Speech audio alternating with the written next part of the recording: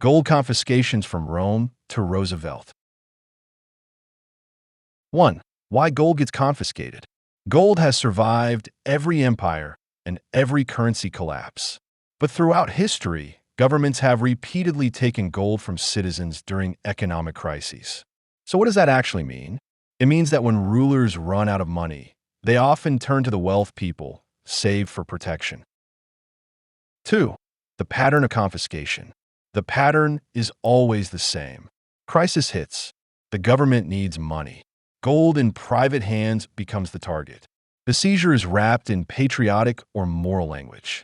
The result is that citizens lose wealth while government power increases. 3. Ancient Rome. During Rome's crisis of the 3rd century, the empire was collapsing under war, disease, and inflation. Citizens turned to gold to protect themselves. Rome responded by forcing people to surrender gold at low fixed prices, with punishment for refusal. So what does that actually mean? It means people became criminals overnight just for trying to protect their savings. 4. Why emperors targeted gold.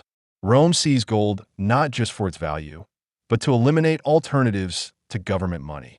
If citizens could store real gold, they kept independence.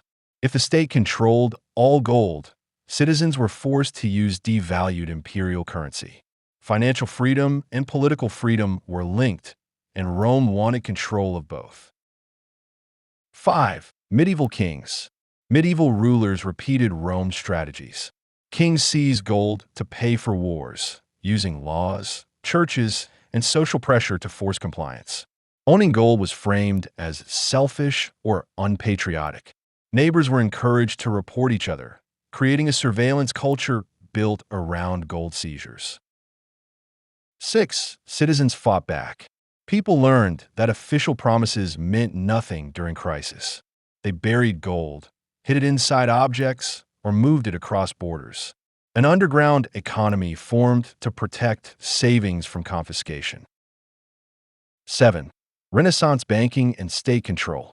As banking grew in places like Venice and Florence, governments used banks to locate and seize gold.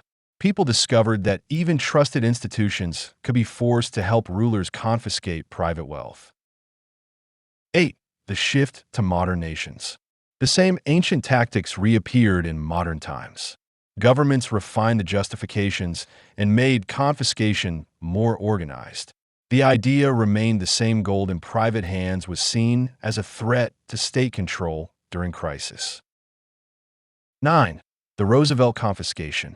In the 1930s, during the Great Depression, the United States ordered all citizens to turn in their gold. Keeping it became illegal. The government paid a low price for the gold, then raised the official value afterward, transferring wealth from the public to the state. So what does that actually mean? It means the same pattern from ancient Rome repeated in modern America. 10. Why this matters today. Modern governments have far more tools than ancient rulers. Digital banking, transaction monitoring, centralized financial systems. This means gold is harder to hide than ever before. But the reason governments fear gold has not changed. Gold cannot be printed, inflated, or controlled. 11. The warning from history. Every empire that faced crisis tried to seize private gold. It happened in Rome. It happened in medieval kingdoms. It happened in the United States under Roosevelt. And it can happen again. Understanding the pattern protects you from becoming part of it.